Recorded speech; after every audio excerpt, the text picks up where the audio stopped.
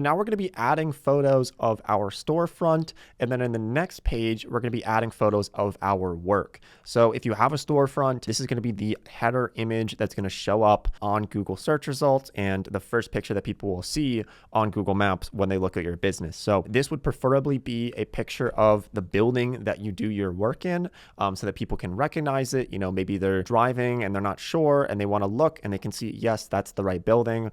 That's the easiest way to do that for your storefront photo. If you're a service business though, maybe just a picture of like your vehicle so that people can recognize it when it pulls up to their driveway. So I just added one photo there. Let me actually delete this one and just have one photo as our storefront there. And then I'm going to click on next here. And now we're going to add photos of our work. So whether you're a barber, you know, maybe some pictures of some of your clients, or if you're in lawn care, some pictures of some jobs that you've done so that people know the quality of your work. And that's going to be very important. Definitely add as many as you can here.